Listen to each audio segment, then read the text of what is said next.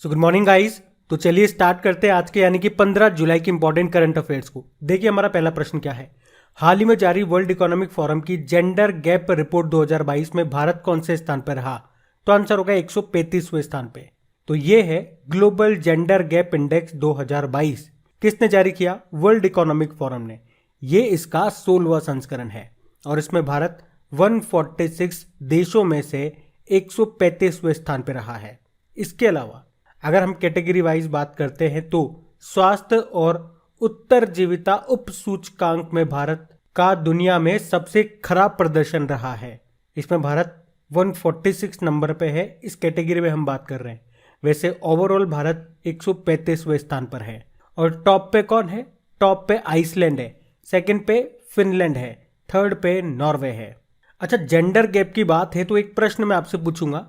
अभी बताओ किस देश की क्रिकेट एसोसिएशन ने महिला और पुरुषों को समान सैलरी देने की घोषणा की थी?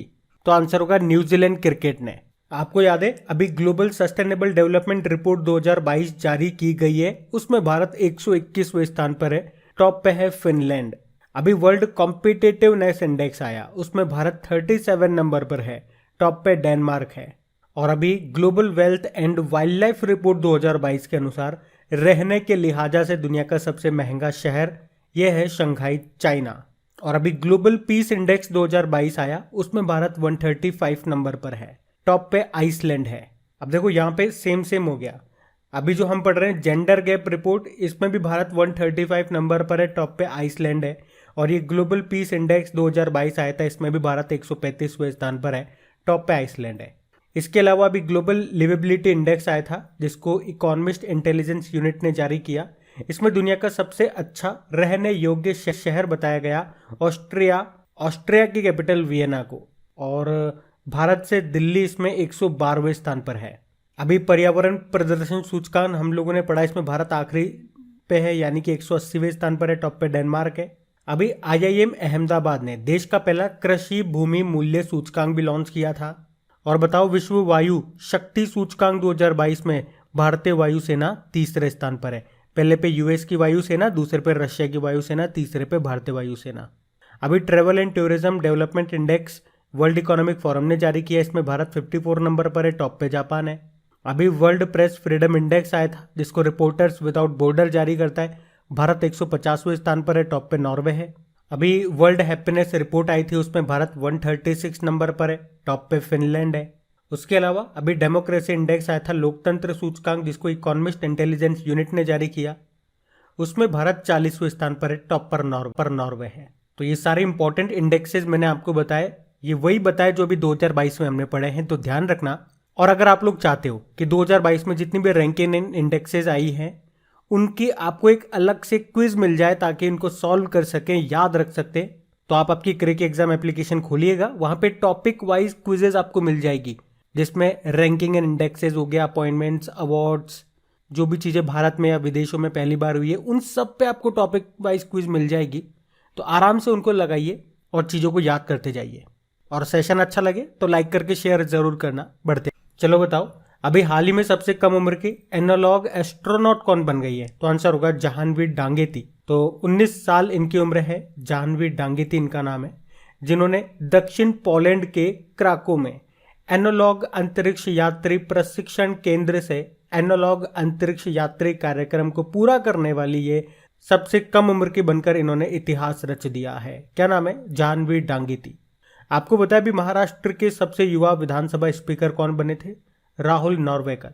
और उत्तराखंड की पहली महिला विधानसभा स्पीकर कौन बनी है? ऋतु खंडूरी बनी है। और अभी यूनियन बैंक ऑफ इंडिया की पहली महिला MD CEO कौन बनी थी? A मणिमेखलाई बनी थी। इनका नाम भी याद रखना। बढ़ते आगे चलो बताओ, अभी हाल ही में द मैकमोहन लाइन नाम की बुक को किसने लिखा? तो आंसर होगा JJ सिंह ने। तो अभी हिमाचल प्रदेश के जो राज्यपाल है कौन? राजेंद्र विश्वनाथ अर्लेकर। उन्होंने इस बुक को लॉन्च किया है। बुक का नाम है the McMahon line a century of discord. किसने लिखा? तो अरुणाचल प्रदेश के पूर्व राज्यपाल और पूर्व सेनाध्यक्ष जनरल JJ सिंह ने इस बुक को लिखा है। आप जानते हो मैकमोहन रेखा, भारत और चाइना के बीच में जो बॉर्डर लाइन है उसको कहते हैं मैकमोहन लाइन।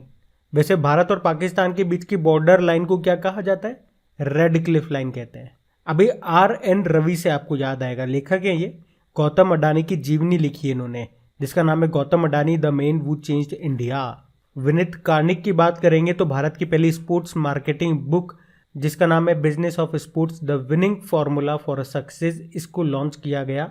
इसको इन्होंने लिखा है विनीत कार्निक ने। और हरीश मेहता, आपको बता दूं, नेस्कॉम के ये पहले अध्यक्ष थे। अभी इन्होंने एक बुक लिखी है जिसका नाम है द मैवरिक इफेक्ट, तो ये भी याद रखना। बाकी देखो मैं आपको बता दूं, world book and copyright day कब मनाया गया? 23 अप्रैल को, जिसकी थीम थी read so you never feel low. लेकिन अगर आपसे पूछा जाए कि अभी किसे 2022 के लिए विश्व पुस्तक राजधानी के रूप में चुना गया, तो आंसर होगा मैक्सिको का शहर ग्वाडलाजारा को। अभी पेरिस बुक फेस्टिवल 2022 हुआ था, उसमें भारत को गेस्ट ऑफ ऑनर चुना गया। चलो बताओ, अभी अंतर्राष्ट्रीय बुकर पुरस्कार 2022 किसने जीता?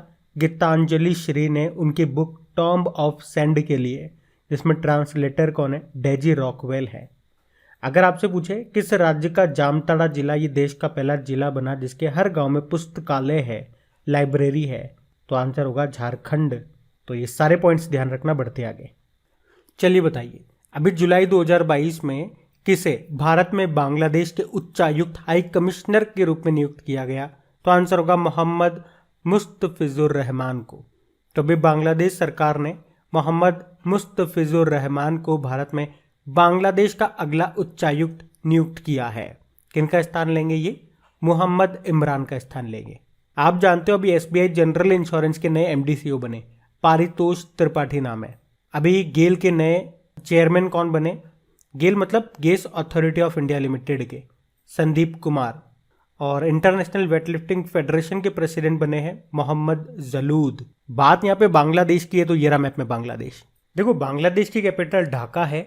यहीं पे आपको बिम्स्टेक का हेडक्वार्टर मिलेगा। करेंसी इसकी टका है। प्रधानमंत्री हैं शेख हसीना और प्रेसिडेंट है अब्दुल हामिद। अभी आपको याद है बांग्लादेश के सबसे लंबे पुल का उद्घाटन किया था यहाँ के मुख्यमंत्री ने। उस पुल का नाम है पद्मा पुल, जिसकी लंबाई कितनी है? 6.15 किलोमीटर है। ये पद्मा नदी पर बना हुआ है। अच्छा, याद है अभी बांग्लादेश के यूनाइटेड नेशन में जो परमानेंट रिप्रेजेंटेटिव है रबाब फातिमा, वो अभी under secretary general of United nation बनी है। अभी बांग्लादेश के शिक्षक चैरिटी विद्यानंदो के जो संस्थापक हैं किशोर कुमार दास, उनको Commonwealth points of lights award से सम्मानित किया गया। अभी यूनाइटेड नेशन एनवायरनमेंट प्रोग्राम ने जो नॉइज पॉल्यूशन के मामलों में एक रैंकिंग जारी की थी, उसमें टॉप पे था ढाका, सेकंड पे उत्तर प्रदेश का मुरादाबाद था। इसके अलावा भी IQ एयर ने जो विश्व वायु गुणवत्ता रिपोर्ट जारी की थी 2021 के अनुसार, उसमें अगर देशों के मामले में बात करोगे तो बांग्लादेश सबसे प्रदूषित बताया गया। भारत इसमें 5वें स्थान पे है। चलो बताओ, भारत और बांग्लादेश ये किस दिन को मैत्री दिवस के रूप में मनाएंगे? 6 दिसंबर को। कौन कौन सी एक्सरसाइज करते हैं हम बांग्लादेश के साथ में? पोंगो सागर, संप्रीति नाम की एक्सरसाइज, मेनामती मैत्री नाम की एक्सरसाइज, और अगर पूछोगे आप मैत्री नाम की एक्सरसाइज तो वो हम थाईलैंड के साथ करते हैं, और मेनामती मैत्री ये बांग्लादेश के साथ। तो ये सारे पॉइंट्स ध्यान रखना आप, बढ़ते आगे। अच्छा बताइए, अभी हाल ही में स्पेस टेक स्टार्टअप है अग्निकुल कॉस्मोस, इसने किस शहर में भारत का पहला रॉकेट इंजन कारखाना खोला? तो आंसर होगा चेन्नई में।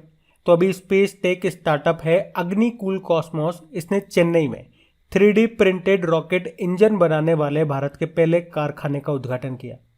इस सुविधा का नाम रॉकेट फैक्ट्री 1 रखा गया है और इसका अनावरण टाटा सन्स के जो अध्यक्ष हैं N चंद्रशेखरन और इसरो के जो अध्यक्ष हैं S सोमनाथ, उन्होंने किया। तो ये इकाई, ये unit 3D printed rocket engine बनाने के लिए एडिटिव मैन्युफैक्चरिंग टेक्नोलॉजी का इस्तेमाल करेगी। अच्छा, इस स्टार्टअप का नाम है अग्निकुल, और अग्नि से आपके माइंड की अग्नि जरूर जली होगी। कुछ याद आया? अग्निपथ योजना भारतीय सेना में युवाओं को भर्ती करने के लिए है ये योजना, और जिन युवाओं का चयन हो जाएगा उनको अग्निवीर कहा जाएगा। चलो मुझे बताओ, अभी प्रधानमंत्री जी ने इन स्पेस के मुख्यालय का उद्घाटन किया था कहाँ पे? गुजरात के अहमदाबाद में। इन स्पेस का मतलब Indian National Centre for Space Promotion and Authorisation. अच्छा, स्टार्टअप से एक डे आपसे पूछूंगा, नेशनल स्टार्टअप डे कब मनाते हैं? 16 जनवरी को। अभी Hurun India future unicorn index 2022 के अनुसार भारत की स्टार्टअप राजधानी ये है बंगलुरु। और यूनिकॉर्न ये शब्द आपने ज़रूर सुना होगा। किसे कहते हैं? उन स्टार्टअप को या उन नई कंपनियों को जिनकी मार्केट वैल्यू $1 बिलियन या उससे ज़्यादा हो जाती है। और अभी ग्लोबल यूनिकॉर्न इंडेक्स 2021 आया था, उसमें भारत तीसरे स्थान पे था। पहले स्थान पे यूएस है, दूसरे पे चाइना है। चलो बताओ कि स्टार्टअप्स को बढ़ावा देने के लिए इलेक्ट्रॉनिक्स एंड आईटी मिनिस्ट्री ने कौन सा पोर्टल लॉन्च किया था? तो आंसर होगा समृद्ध पोर्टल। याद रहेगा ये सब, पढ़ते आगे। चलो बताओ, अभी हाल ही में टाइम मैगजीन ने किस भारतीय शहर को 2022 के विश्व के महानतम स्थानों की सूची में सूचीबद्ध किया, यानी कि शामिल किया? तो आंसर होगा अहमदाबाद। एक्चुअली में अहमदाबाद शहर को और केरल राज्य को अभी टाइम पत्रिका ने 2022 के विश्व के सर्वश्रेष्ठ यानी कि महानतम स्थानों की सूची में शामिल किया है। और इस तरह इन दोनों ने टाइम की वर्ल्ड्स 50 ग्रेटेस्ट प्लेस ऑफ 2022 सूची में जगह बनाई है। इसमें केरल और अहमदाबाद को घूमने फिरने के लिए 50 असाधारण स्थलों में शामिल किया गया। टाइम ये अमेरिका की मशहूर पत्रिका है और इस पत्रिका ने, इस मैगजीन ने केरल को इको टूरिज्म हॉट स्पॉट नाम दिया है। इसे गोड्स ऑन कंट्री भी कहा जाता है। और अहमदाबाद को हायर लर्निंग के रूप में वर्णित किया गया। ये भारत का पहला यूनेस्को वर्ल्ड हेरिटेज शहर भी है, आपको याद होगा। और दूसरा शहर कौन सा है? जयपुर है। अच्छा, एक और प्रश्न मैं आपसे पूछूंगा, इसी से संबंधित है कि टाइम्स की 100 सबसे प्रभावशाली लोगों की 2022 की सूची आई थी, जिसमें 3 भारतीयों को शामिल किया गया था। बता सकते हो वो 3 भारतीय कौन कौन है? एक है सुप्रीम कोर्ट की वकील करुणा नंदी, एक बिजनेस टाइकून है गौतम अडानी, और एक प्रमुख कश्मीरी मानवाधिकारी कार्यकर्ता है खुर्रम परवेज। इन तीनों को शामिल किया गया था, इसमें याद होना चाहिए आपको। बढ़ते आगे। अच्छा बताइए, अभी हाल ही में किस राज्य सरकार ने अर्न विद लर्न नाम से एक योजना को शुरू किया? तो आंसर होगा त्रिपुरा। तो अभी त्रिपुरा सरकार ने कोविड-19 के प्रकोप के बाद स्कूल से बाहर हो चुके बच्चों को वापस लाने के लिए ये अर्न विद लर्न नाम से एक नई योजना शुरू की है। ये जो योजना है ये विद्यालय चलो अभियान का एक हिस्सा है। आपको बता दूं, महामारी के समय यानी कि कोविड-19 के समय 6 से लेकर 14 आयु वर्ग के लगभग 9,000 छात्रों ने स्कूल छोड़ दिया था। इस योजना में होगा क्या? कॉलेज के 3rd ईयर के छात्रों को सभी कक्षाओं में ड्रॉप आउट का पता लगाने के लिए सर्वे करने में शामिल किया गया। और अगर एक ड्रॉप आउट बच्चे का दोबारा से रजिस्ट्रेशन यानी कि नामांकन अगर आप करवाते हो तो आपको 500 रुपये मिलेंगे। इसमें आंगनबाड़ी शिक्षक स्वयं सेवकों की भी सहायता ली जाएगी। अब बात त्रिपुरा की है, तो ये रहा मैप में त्रिपुरा। देखो, त्रिपुरा की कैपिटल क्या है? अगरतला है। मुख्यमंत्री कौन है? अभी नए बन गए, मणिक शाह, बिप्लब कुमार देब की जगह। और गवर्नर कौन है? सत्यदेव नारायण आर्य। याद रखना, खर्ची पूजा ये हिंदू फेस्टिवल है त्रिपुरा का ही।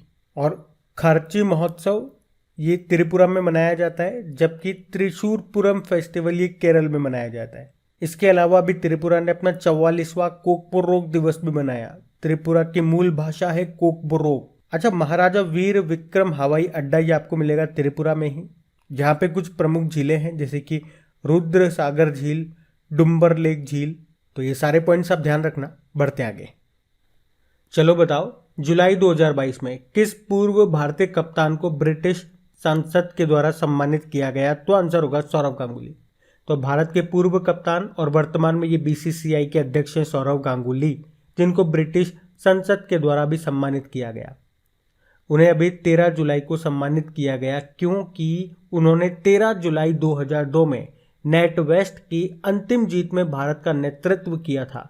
और अब ठीक 20 साल बाद उसी दिन उसी शहर में उन्हें सम्मानित किया गया। आपको याद है, अभी मिशेल पूनावाला, अभी एनआरआई वर्ल्ड समिट यूके में शिरोमणि पुरस्कार से इनको सम्मानित किया था। चलो बताओ, अभी यूके द्वारा किस भारतीय लेखक को कंपेनियन ऑफ ऑनर के रूप में नामित किया गया? तो आंसर होगा सलमान रुश्दी को। और 2022 के कॉमनवेल्थ गेम्स कहाँ पे होंगे? इंग्लैंड के बर्मिंघम में होंगे। तो ये सारे पॉइंट ध्यान रखना। और हाँ, वैसे अभी यूके के प्रधानमंत्री ने इस्तीफा भी दे दिया है। उनका नाम क्या है? बोरिस जॉनसन है। बढ़ते आगे। अच्छा चलिए बताइए, अभी हाल ही में किस राज्य के एक व्यक्ति में EMM नकारात्मक आवृत्ति वाला A B positive blood group वाला एक अनोखा ब्लड ग्रुप मिला है? तो आंसर होगा गुजरात। तो अभी गुजरात में एक व्यक्ति है जिसका इलाज के दौरान मौत हो गया और उसमें अनोखा ब्लड ग्रुप मिला है। ये देश में पहला और दुनिया में 10वां ऐसा मामला बन चुका है। शोधकर्ताओं को इस कंक्लूजन, इस निष्कर्ष तक पहुंचने में 1 साल का वक्त लग गया कि ये blood group EMM negative frequency वाला AB पॉजिटिव ब्लड ग्रुप है। आप जानते हो आमतौर पर यानी कि सामान्यतः 4 तरह के ब्लड ग्रुप आपको देखने को मिलेंगे, O, A, B और AB। चलो मुझे बताओ, रक्त समूह ब्लड ग्रुप की खोज किसने की थी? तो आंसर होगा कार्ल लैंडस्टीनर ने। यूनिवर्सल डोनर कौन सा है? O। और यूनिवर्सल एक्सेप्टर कौन सा है? तो आंसर होगा AB। तो ये ध्यान रखना। बढ़ते आगे, चलिए बताइए अभी हाल ही में रेलवे यूनिवर्सिटी का नाम बदल के क्या कर दिया गया? तो आंसर होगा गति शक्ति विश्वविद्यालय। तो अब national rail and transport institute को गति शक्ति विश्वविद्यालय के नाम से जाना जाएगा और इसे सेंट्रल यूनिवर्सिटी का दर्जा भी दिया गया। अच्छा, ये है कहाँ पे? गुजरात के वडोदरा में। तो इसका जो नाम है, ये मल्टी मॉडल कनेक्टिविटी के लिए सरकार के प्रमुख प्रधानमंत्री गति शक्ति राष्ट्रीय मास्टर प्लान के नाम पर रखा गया है। और ये जो प्रधानमंत्री गति शक्ति राष्ट्रीय मास्टर प्लान है, इसे अभी 13 अक्टूबर 2021 को लॉन्च किया गया। ये 100 लाख करोड़ रुपए की योजना है जिसका मकसद क्या है? इंफ्रास्ट्रक्चर के क्षेत्र में रिफॉर्म करना। ध्यान रखना ये। बढ़ते आगे, चलो बताओ अभी जुलाई 2022 में UIDAI यानी कि unique identification authority of India ने चेहरा प्रमाणीकरण ऑथेंटिकेशन करने के लिए अभी किस नाम से एक मोबाइल एप्लीकेशन को लॉन्च किया? तो आंसर होगा आधार फेस RD। तो अभी UIDAI ने चेहरा प्रमाणीकरण करने के लिए अभी आधार फेस RD नाम से एक नया मोबाइल एप्लीकेशन को लॉन्च किया है। तो इसके जरिए आधार धारक की व्यापक पहचान को मान्य किया जाता है और UIDAI के डेटाबेस में दर्ज किया जाता है जिसे आधार नामांकन के समय कैप्चर किया गया था। UIDAI ये केंद्र सरकार के अधीन एक एजेंसी है जो देश के निवासियों के बारे में जनसांख्यिकी और बायोमेट्रिक जानकारी कलेक्ट करने के लिए अनिवार्य है। चलो आप मुझे बताओ, जो आपकी आधार संख्या होती है ना, जो आपका आधार कार्ड है, वो कितनी संख्याओं का आपका आधार नंबर होता है? कहने का मतलब ये है। UIDAI इसकी स्थापना होती है सन 2009 में। इसके पहले अध्यक्ष कौन थे? नंदन नीलेकणी। वर्तमान में तो J सत्यनारायण है और CEO सुभाष गर्ग है। ध्यान रखना ये। बढ़ते आगे, अच्छा बताओ अभी हाल ही में गुजरात और राजस्थान में कनेक्टिविटी प्रदान करने और गतिशीलता में सुधार के लिए केंद्रीय मंत्रिमंडल के द्वारा किस रेल लाइन को मंजूरी दी गई? तो आंसर होगा Taranga hill Ambaji Abu road railway line को। तो अभी केंद्रीय मंत्रिमंडल ने कनेक्टिविटी प्रदान करने और गतिशीलता में सुधार के लिए गुजरात और राजस्थान में Taranga hill Ambaji Abu road railway line को मंजूरी दी है। तो इस परियोजना में लागत कितनी आने वाली है? 2798 करोड़ से भी ज़्यादा, और इसे 2026-27 तक पूरा कर लिया जाएगा। और इस नई रेलवे लाइन की लंबाई कितनी होगी? 216 किलोमीटर से भी ज़्यादा। वैसे हमारे रेल मंत्री कौन है? अश्विनी वैष्णव हैं, और रेलवे बोर्ड के नए चेयरमैन और CEO उनका नाम है विनय कुमार त्रिपाठी। तो अब बात करेंगे कल की वीडियो में पूछे गए प्रश्न के उत्तर की। तो कल की वीडियो में आपसे क्या पूछा था कि अभी कौन सा एक्सप्रेसवे भारत में पहले एलिवेटेड अर्बन एक्सप्रेसवे के रूप में विकसित किया जा रहा है? तो आंसर होगा द्वारका एक्सप्रेसवे। आप सभी ने प्रश्न का बिल्कुल सही उत्तर दिया है। आपको बता दूं इन सभी क्वेश्चन का क्विज बना करके अपलोड कर दिया गया आपके क्रेक एग्जाम एप्लीकेशन पे। वहीं पे आपको इनकी PDF भी मिल जाएगी। और अगर सेशन अच्छा लगे, मेहनत अच्छी लगे, तो लाइक करके शेयर ज़रूर कर देना। जो भी आपका स्टडी ग्रुप हो गया व्हाट्सएप पे या फेसबुक पे, तो एक बार इसको शेयर ज़रूर करना। अब ये रहा आज का आपका होमवर्क प्रश्न।